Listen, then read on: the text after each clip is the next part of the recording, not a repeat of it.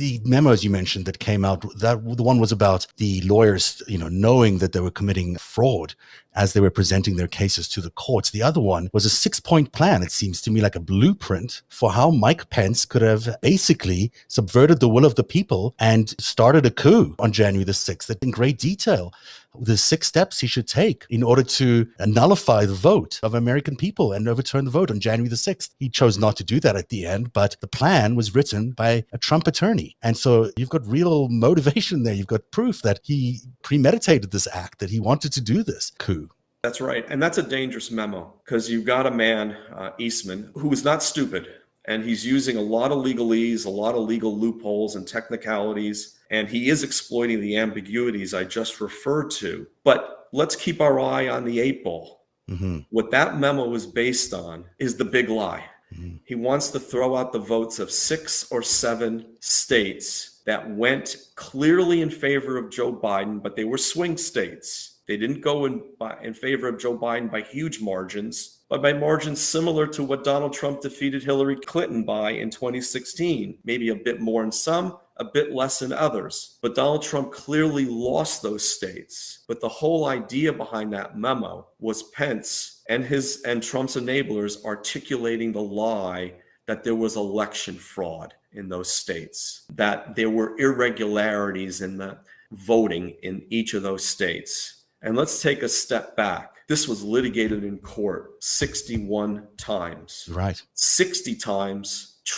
the Trump side lost. The one time he won involved several thousand votes in Pennsylvania that were inconsequential as far as the final vote tally in Pennsylvania. And that involved the counting, I believe, was votes that came in after Election Day. But it didn't impact the result in Pennsylvania. This is why we have courts of law, and this is what the Trump and the Trump enablers and Trump himself want us to forget. We have these courts of law to test these claims. If there was election fraud, it would have been revealed. It would have been proven in these courts. Never in the history of our country have so many lawsuits over a presidential election been filed. Donald Trump had a team of lawyers throughout the country filing one lawsuit after another. Now, I will respectfully contend that every one of those lawsuits, except the one in Pennsylvania involving several thousand votes, was absolutely frivolous. But the fact that they were brought, they got their day in court and they lost fair and square. That Eastman memo, this is how dangerous that Eastman memo was.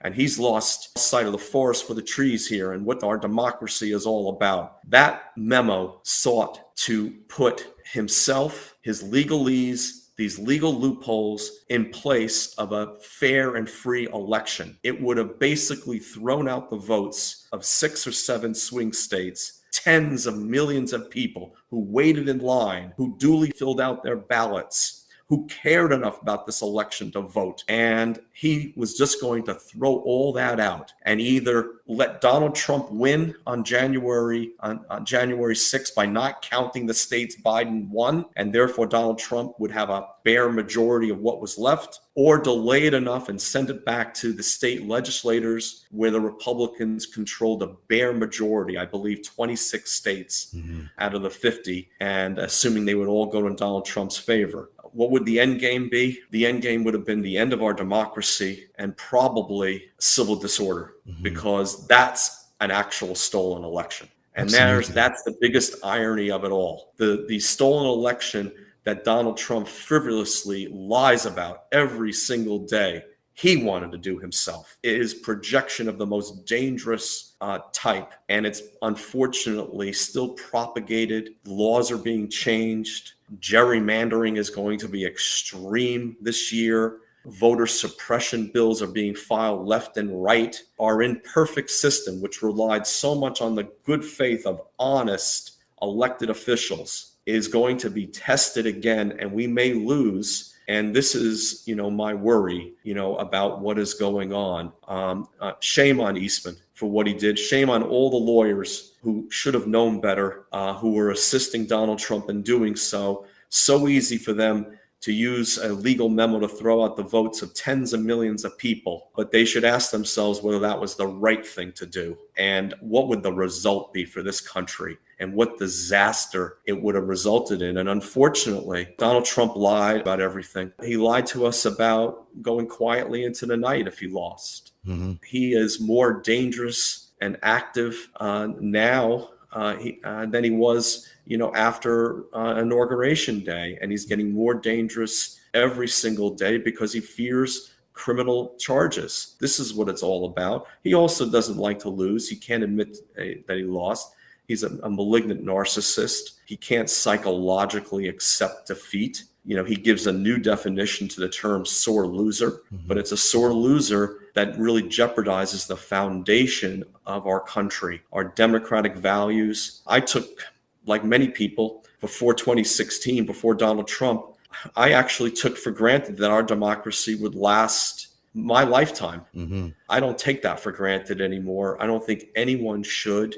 And I believe it's clearly being threatened by Donald Trump, along with his many enablers. Absolutely. I call them the enemies of democracy, and they certainly are broad-ranging, and they do include foreign nations. We have been reporting here a narrative. One of the things I was talking about was the Russian influence in January the 6th. We reported here that there's a person who appears to all of us as a Russian agent who was involved in orchestrating January the 6th. And now we're learning there were others involved, and we'll report on that in the next few days. But we're looking at an operation of a huge scale that includes operatives from other countries. It includes organizations like the Epoch Times, which is a front organization for a Chinese religion that seems to have connections with the regime over there. There are various organizations, media organizations like AON and Newsmax that are of dubious origins. The Facebook and other social medias are very troubling, especially Facebook. It seems like such a broad-ranging group of enablers that are both domestic and foreign. And I'm wondering what can be done about the foreign piece of that, because you can't take them to court, obviously. There must be a counterintelligence investigation or something going on in that field. And do you know anything about that? No, I don't know anything about it, but I would assume there is, and we shouldn't know anything about it. That especially, we should not know too much about it until actually any charges are brought. But we need to, Garland, he's got a long to-do list, and this needs to be thoroughly investigated. There are some people out there who think, oh, how could Donald Trump run again? There's no way he could win. Well, I agree with part of that statement. There's no way he can win a free and fair election because 2/3 of the country realizes what a madman, criminal, horrible person he is with no redeeming qualities whatsoever. He will run again because he'll try to steal the election. And that's how he can possibly win. He could get enough GOP state legislators to go his way, enough people in Congress. God forbid if the Republicans take control of the House in 2022 and control the Senate as well. We've got to fight hard to prevent that. But he will run to try to steal the election. And part of that equation, Zev, is the assistance of foreign actors who will try to infiltrate social media such as Facebook again, but perhaps do even worse. The big concern in 2020 was, can they actually impact the counting of votes in certain swing states? And there were a lot of protections put in place. There was no evidence that they were able to do so. But who knows what they would be capable of doing next time? Donald Trump is Putin's best friend because he's so incompetent. He's so unstable. He's so subject to blackmail. He's so subject to bribery.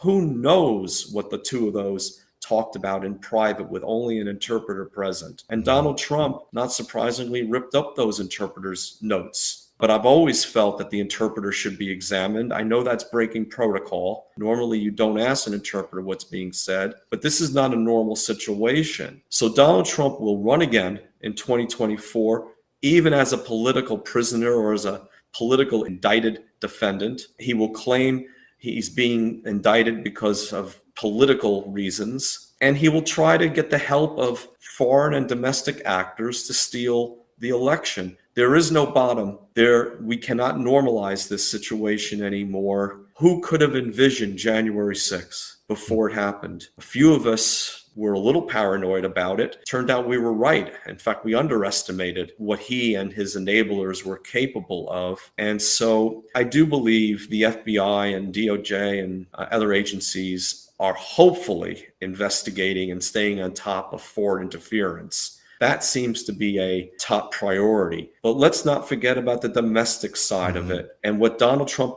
he's doing this in plain view. And that's why I'm cautiously optimistic that even though I want Garland to move faster, I want him to move yesterday on certain things that he can move on. Hopefully he will move. I do believe the Manhattan District Attorney's Office will move first. And I believe that's probably going to come before Vance leaves office on December 31st. That's the case against Trump Organization, the Alan Weisselberg case. That's right. And let's not forget something very obvious. The Trump Organization is Donald Trump. He controls everything in that organization. No question about it. And I do believe Cy Vance has turned several people in that organization. McConnell, for example. There's that new stack of documents that they found in, they think, Calamari's basement. That sounds significant. If there's tax documents, it was in one of their basements. Right. Now, if it was in a cooperator's basement, it was given over voluntarily. I think it's more likely it was the subject of a search warrant, because that's how the defense attorneys know about it. That was probably revealed. Right. Good point. Now, if I may say something about Weisselberg, this is an interesting dynamic that's going on in that case. I have predicted, against other views, that Weisselberg, if rational and if given the opportunity, will cooperate. Because I do believe, and I know his two attorneys, they're very competent, that that's what they're advising him to do, because it's a very good case against him. He's looking, even on a guilty plea, realistically, he's looking at least 2 years in an upstate prison. That's awful. That's not a federal country club prison, nor do those exist, by the way. But it's not a federal camp. That is an upstate New York State prison. And I do believe he's realistically looking at 2+ years on a plea. If he goes to trial, even more than that. But if he cooperates, he could probably work out a deal. Yeah, he's going to be a convicted felon. Yeah, he's going to have pay financial penalties. He's also going to have to work out a deal with the feds, because he's committed federal crimes too. Tax evasion is both a state crime and a federal crime in those states that tax income and other things. But I don't know if he has the opportunity anymore. And the reason I say that is, if they've turned McConnell, and I think they have, and maybe the Calamaris, though I'm not sure about those two, and maybe others we haven't heard of, and maybe lawyers who have worked for the Trump Organization, then they might not need Weisselberg. And let's not forget, Weisselberg is not a low-level guy. He is acting allegedly with Trump to commit the crimes that have been charged in the indictment. So what could be going on there is, either the prosecutors don't want to give Weisselberg a sweetheart deal because he's such a alleged high-level co-conspirator, or they don't need him, or they're still trying to convert him to being a cooperator, because obviously their main target has to be Donald Trump, who is the Trump Organization, who controls that company. And Michael Cohen has testified that nothing happened in that company without Donald Trump, giving his approval and say so. It's a document-intensive case. You need some insider witnesses. They might have it already. I don't think Vance wants to leave office without doing his duty in this case, and that would be the charging of Donald Trump. Perhaps his adult children, if there's evidence to support those charges. That could be coming next. My gut tells me it's very possible, if not likely, it's going to happen before the year's end. But Vance is going to go with the evidence. Sorry, do you think that before the year's end, we're going to see indictments of the Trump children? If there's evidence, Vance will not shy away from it. There's an historical precedent in Vance's own career. A lot of people say, Vance let the children get away with Right, I was going to ask you about the Trump Soho Project. Yeah. Trump Soho Project was a condominium timeshare situation, not really in Soho, but near Soho, but they said Soho to raise the values. And the Trump children came really close to being indicted. And Vance made the judgment that they should not. He's defended that publicly. He did something similar. He got a check for his campaign. He got a $25,000 check from the Trumps. And he says that had nothing to do with it. I do believe Vance has integrity. Now, let's look at the historical precedent with someone else. Harvey Weinstein. Harvey Weinstein was alleged to have groped a woman at a bar in Manhattan. She brought this to the attention of the Manhattan District Attorney's Office. They decided there was insufficient evidence to charge Harvey Weinstein. Vance caught a lot of flack about that. Harvey Weinstein has now been sentenced to 25 years in jail for related sex assault crimes by Vance. I do believe Vance has an integrity. He will go where the facts tell him to go. And then it's going to be in the very capable hands of Alvin Bragg, who I supported for district attorney, who will take over on January 1. Now, let me say a word about Alvin Bragg. Many people may not know that name unless they live in New York. Alvin Bragg was a former assistant U.S. attorney in the Southern District. He was one of my adversaries in a bank robbery case when I was a defense attorney. Then he became a chief of the Attorney General's office, and there's Alvin Bragg. And then he became a chief in the New York State Attorney General's office. Well, he's going to complete the trifecta, in effect, and he's highly favored to win the election, having won the Democratic primary. And he will be the next district attorney for New York County, which is Manhattan. And he now has relationships with both the Southern District, the New York State Attorney General's office, and of course now he will soon be in charge of the Manhattan District Attorney's office. And I don't think we can have a more capable person to follow through with what Vance has begun. So I'm cautiously optimistic about that. And I'm going to even take a chance and say I'm cautiously optimistic on Georgia and Fani Willis, because I just believe that is clear state election fraud. And I think I'll call her Fanny. I think she's going to come through for us. I think she's going to come through for the country. I hope she doesn't mind. I think she is doing this very carefully. She's hired some good people. But that brings back the Garland point. If you look at the New York State indictment, they mention the feds over and over again. And state tax evasion is federal tax evasion in New York State. They're almost begging the feds to get involved. I would like to think there is a federal tax investigation going on right now about Donald Trump.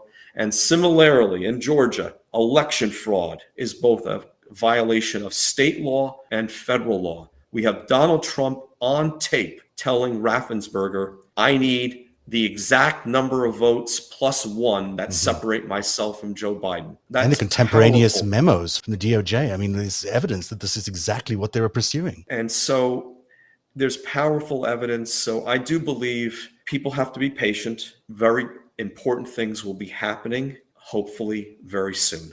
That's a good note to bring in Heidi, and just thank you very much for your incredibly honest comments there, Rich. I really impressed by your integrity and courage to bring all this out. Heidi, I know a lot of people must have comments on the chat. Yes, they do. Are there any questions or any things that they would like us to tackle before we say goodnight to Rich? The number one comment was preach, preach, preach. You give us hope. Like that was just an elixir for so many people who are frustrated. Another comment was so many spiders, so many webs. I really love that. They're asking what they can do. Do they need to flood the White House with letters? How can our viewers be helpful? That's one of the main questions that came through. That's a terrific question. I believe one thing they could do, when you're talking about prosecutors' offices, for example, it's not so much the White House. It's really the state and federal prosecutors. They are public servants. Their offices are funded by taxpayers. Citizens have a right to contact those offices and put in their 2 cents. And all of these offices have a specific department that is assigned the responsibility of responding to citizens' concerns. So people can call. People can go on their websites. There are forms you can fill out where you can give your 2 cents. And I believe that's so important because, those of us who are on Twitter, and we see a lot of these people. I see the people, Heidi, that have just spoken to you, and how worried they are, and the trauma that they've gone through, and the post-traumatic stress disorder that they experience whenever Trump rears his horrible voice and visage and talks about election lies. Call the offices, write to the offices, do it in the appropriate way. Make sure your voice is heard. And those things, they have a system for taking this down. What I have tried to do, I'm just one person. I've tried to write directly to some of these offices. I don't know whether it has any impact at all, but hopefully, collectively, we can have an impact. What about the class action lawsuits? If there are people who are injured directly, how do they go ahead and find a way to proceed with these class action lawsuits? I think they have to find a class action lawyer. a plaintiff's class action lawyer, a good one, a reputable one. And there's so many online resources to find out who has done the big cases out there. And you see if they're interested. These are not going to be easy cases to bring, for example, against right-wing media, but they should at least be considered. And for some of these families, they can prove that their deceased family member did not get vaccinated because they relied on blatantly false information propagated over the airwaves. That's something they can do. Contact lawyers, spread the word to their local papers about the fact that their father, their uncle, their grandfather was killed because of these lies. And maybe we can start chipping away at the hold that Donald Trump has over his followers who have been lied to so much. And it's so difficult for them to realize how they've been deceived. Heidi, anything else from the chat rooms there? Did anyone else want to comment? Oh, so much. Many, many questions on what McConnell's may have played in all of this. There's a lot of concern that he has wielded way too much power. Well, the ironic thing is McConnell, I think, has overplayed his political hand. This is a man somewhat intelligent man, whose whole political career has been based on power, maintaining power at any cost. He overplayed his hand because he normalized a psychopath.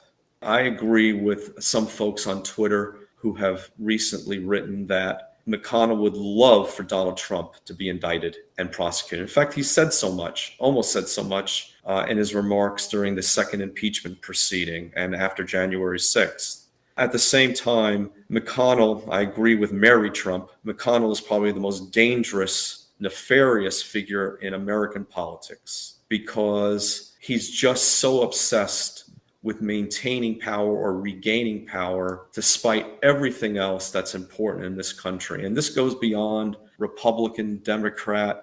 This is right or wrong, honesty versus dishonesty. And we can argue about the details of infrastructure plans and everything else, but everything goes out the window. Everything that's important to us if we lose our democracy. And McConnell, I don't think completely realizes this. I was so naive. In 2016, when Donald Trump was elected, I was sure that the Republican senators would be a check on him. I can't tell you how naive I was, that they let him get away with everything. There's not a thing they stopped him on because they got their judges, they got their tax cuts, and they forgot about what's really important in this country: integrity, our democracy, our Constitution. Once we lose it, and we're going down that road, McConnell's going to feel real badly about it in the sunset of his life, but it'll be too late. Apology not accepted. So absolutely. McConnell, so Heidi, I don't know if McConnell I doubt very much that he crossed the line into criminality, but he crossed the line, in my opinion, into immorality and not caring about our democracy and caring too much about the wrong things. Good answer there. Heidi, any others from the audience or? Yes, our audience has one very simple question. Is Trump a mobster? And is his global reach to other mobsters part of the problem? Is he too big to prosecute? I don't believe anyone should be too big to prosecute. And I think there's historical examples of that. First of all, is he a mobster? He acts like a mobster. Is he involved directly with what we would consider traditional organized crime families? I don't think so, but I wouldn't put anything past him if he thought he could make a buck. I think he's his own mobster. I don't think he's a very competent one, but he knows enough to say the right things and not say too much to get away with it so far. Let's talk about this too big to fail thing. This is infecting, I think, a lot of prosecutors around the country in this particular way. They feel they have to have such a great case because he's the former president. Well, I think he needs to be brought down to earth. And I think the first indictment will break the ice. And then I think hopefully will be a number of indictments after that. He is not too big to prosecute. Quite the contrary, he must be prosecuted. And let's look at the historical precedents. And there is a number of them. In the political sphere, Richard Nixon was forced from office. He would have been prosecuted, except he was mistakenly pardoned by Gerald Ford, probably for altruistic reasons, but Gerald Ford made a mistake because that was a very bad precedent. But he was forced from office. Spiro Agnew pled guilty to felonies and was forced to resign. Bernie Madoff Bernie Madoff was Mr. Untouchable, the most in-demand person in certain financial circles in New York and around the world, actually. Well, he died in prison. John Gotti was the Teflon Don. He beat 2 or 3 cases, and he bought jurors off. He did it corruptly, but eventually he died in prison, a life sentence in maximum security. So he suffered the consequences. There's so many others that you see with the Enron scandal and everything else. These are very powerful people who were brought to justice. Donald Trump is no different than any other criminal, except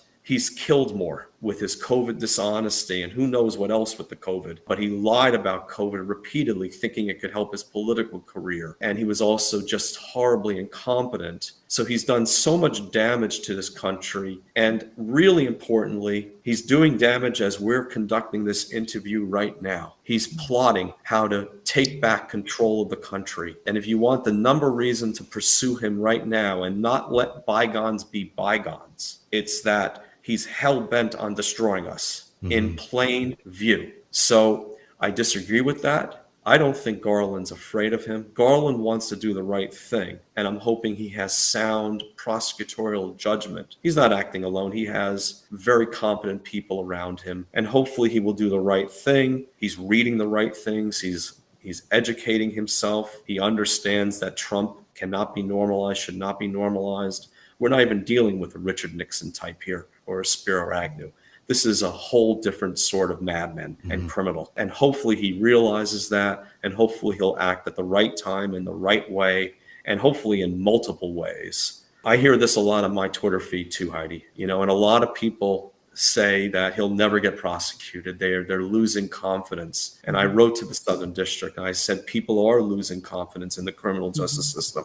Perhaps temporarily with good reason. But if you look at a guy like Donald Trump, so far, he's never been charged with a single crime in his entire life. But I think that's going to change soon. I feel very strongly about it. Could I be wrong? Of course. I hope you're right.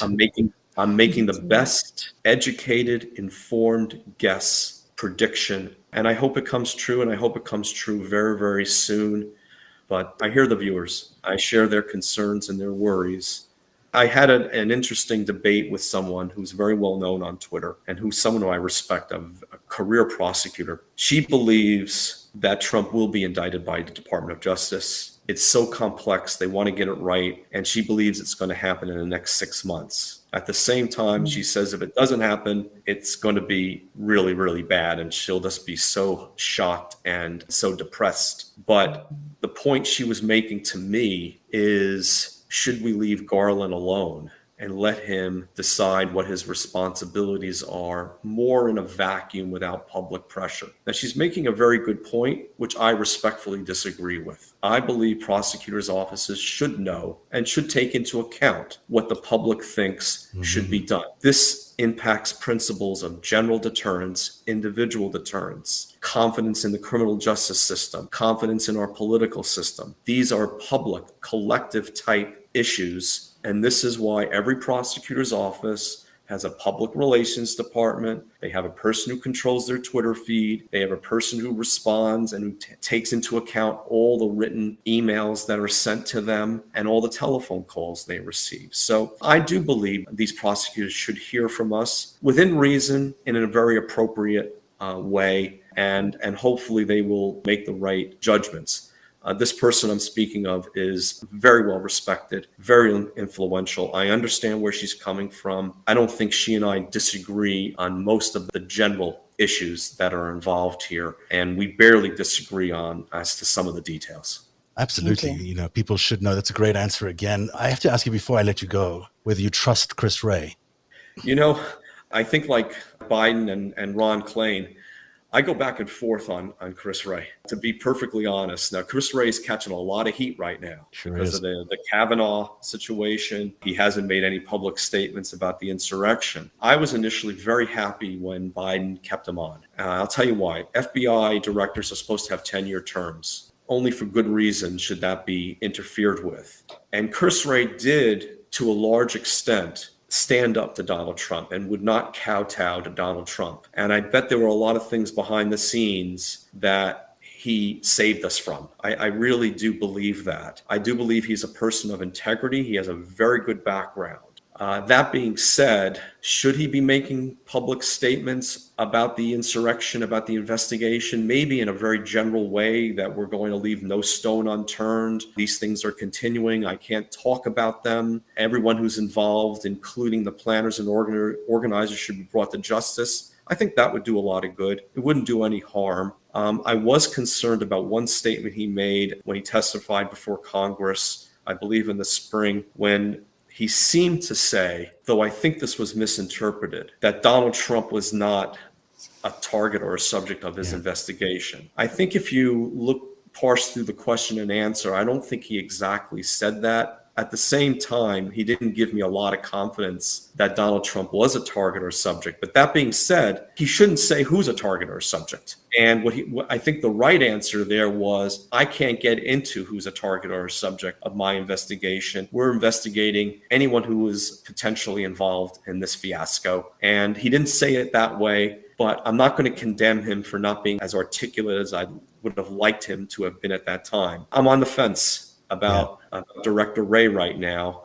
I used to be a Comey fan. He was a colleague of mine. I then turned against him because of the belated letter he sent just before the 2016 election. And I really turned against Comey when he was promoting his book in early January. Yeah. And his timing is always perfect, isn't it? When he said he doesn't think Donald Trump should be prosecuted when he leaves office. Yeah. I think Comey was quoted about that 2 days before the insurrection. Comey has not tweeted since then. And so I'm no longer a fan of Jim's. And it's unfortunate because I do believe he was a person of the utmost integrity, but I believe he made serious errors of judgment. You know, with Director Wray, let's see what happens. He might do his duty. He might pleasantly surprise us with regard to the insurrection, but I could be wrong about that. It would certainly be good if someone did something, because it does seem like people are taking a long time, but really excited and interested that you're so optimistic, Rich. It certainly helps fill us all, I think, with a little bit of optimism and maybe some hope here, because it has been a pretty dire situation. So thank you for your courage and integrity in speaking out. It's really remarkable that you've done that tonight, and you continue to do it on Twitter. People could follow you on Twitter at Rich Signorelli. Is that right? That's correct. Okay. And I hope everyone does and continues to support and retweet you. Thank you very much for spending this evening with us. We really appreciate your time, and I hope you'll be back again on Narrative. I'd like to thank both of you for having me on this podcast. I think it was a terrific experience. So I can't thank you enough for the opportunity. Thank you so much for being here. And we'll be back tomorrow with another really interesting episode. Heidi, we've been talking about the homeschooling thing and how that's becoming a big issue for the right wing. Wow. Anything to smash up our democracy from any angle. They seem to be doing that. So we'll see you tomorrow night on Narrative. Have a good night, everybody. Good night, Rich.